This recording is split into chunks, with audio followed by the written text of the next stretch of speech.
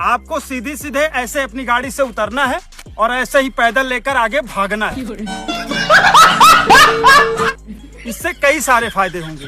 पहला फायदा ये होगा कि एथेनॉल मिक्स पेट्रोल से आपकी गाड़ी का इंजन सुरक्षित रहेगा।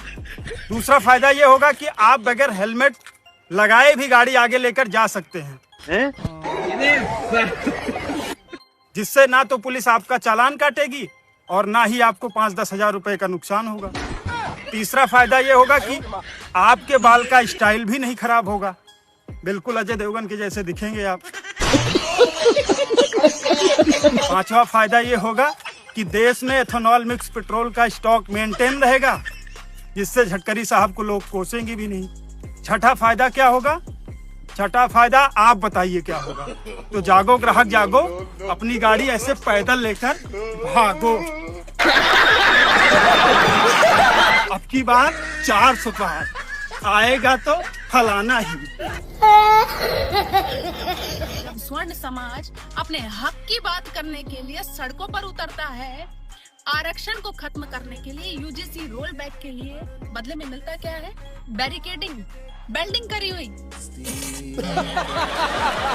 जंतर मंतर पर दी हुई परमिशन वापस ले ली जाती है। बताइए स्वर्णों के साथ आखिर इतनी नाइंसाफी? अच्छा बात नहीं है। वर्तमान सरकार को स्वर्ण समाज अपना परिवार का हिस्सा मानता है और यह बात झूठी नहीं है, हम मानते हैं और हम इस बात को गर्व से कहते हैं। लेकिन आप अपने परिवार के हिस्से के साथ ऐसी नाइंसाफी क्यों कर रहे हैं? हमको नहीं पता।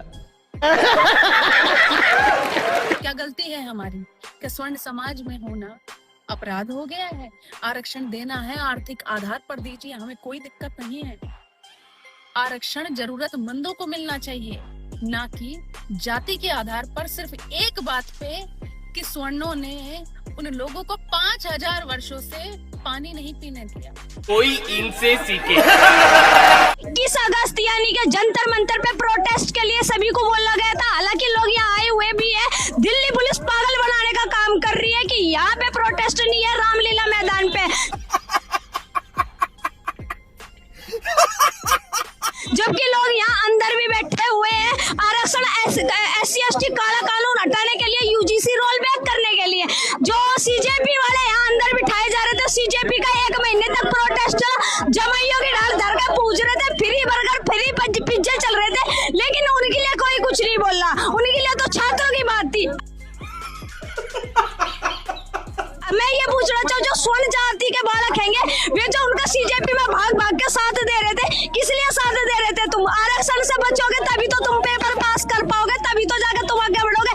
SC/ST जो काला कानून है, यूजीसी जो काला कानून है, वो लागू करा जा रहा है। यहाँ अंदर भी नहीं जाने दे रही दिल्ली पुलिस। अच्छा।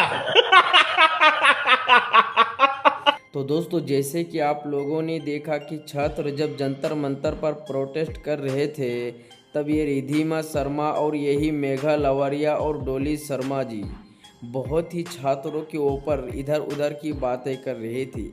अब जब अपने पर बात आई है, तब ये लोग बिल बिलाने लगी है। तो दोस्तों, आप लोग ऐसे लोगों के लिए क्या कहना चाहोगे? तो आप लोग अपना राय कमेंट में दीजिएगा।